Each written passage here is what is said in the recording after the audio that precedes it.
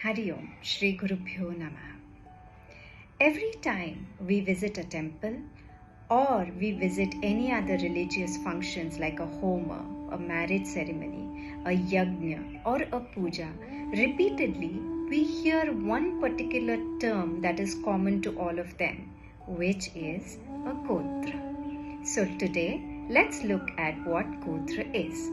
As per Mahabharata, the Shanti Parva says that all living beings belong to the 4 original Gotras. These Gotras are of Angiras, Kashyap, Bhrigu and Vasishta, and all other Gotras came into existence subsequently. Most of the Gotras were brought down to Dakshin Bharat by Parashuram. So what is a Gotra? According to the earliest etymological sense, the meaning of Gotra is quite literally a cowshed or a cowherd of similar group of people, most probably relatives, that were kept together and were protected. But over time, the word acquired the meaning of a common paternal ancestor from whom one has descended. Origins of Gotra. Gotra was important in several fundamental matters of family affairs such as inheritance, marriage and religious ceremonies like the Upanayana or the thread ceremony and Shraddh. The original sages from whom Gotra has been originated can be traced to 8, which are or who are Vishwamitra, Jamadagni, Bharadwaj, Gautam, Atri, Vashisht, Agastya and Kashyap. Gradually, the number of Gotras increased enormously. Whenever a person mentions his or her Gotra, he or she really is tracing her origins or her lineage from an ancient sage by unbroken male descent. What if I don't have a Gotra? No problem at all.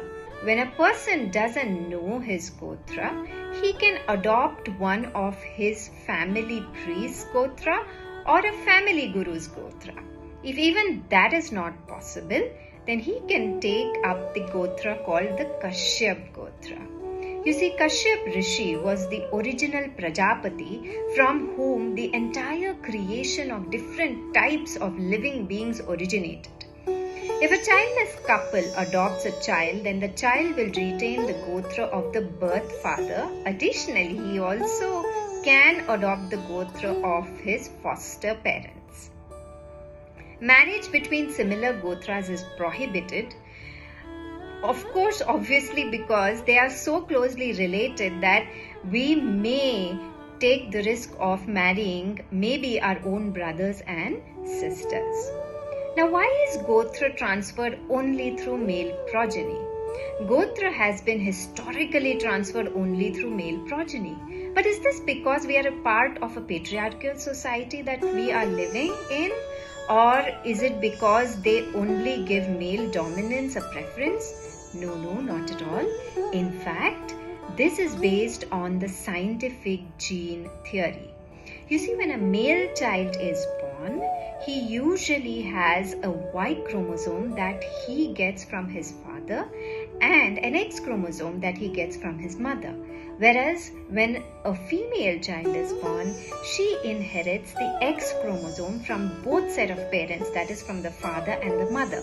So when the female child has her children, it becomes very difficult to identify and predict which X chromosome belongs to the father or the mother. Whereas in the male child, since the Y chromosome specifically belongs only to the male, it becomes easier to identify the lineage. And hence, they chose the men or the male progeny for the Gotras to be transferred for ease of use.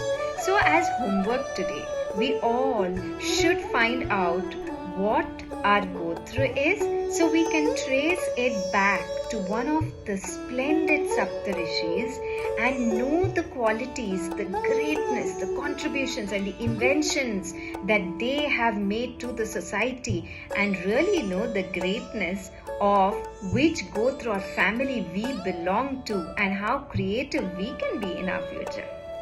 That's all for today. Hari Om, Shri Gurubhyo Namah.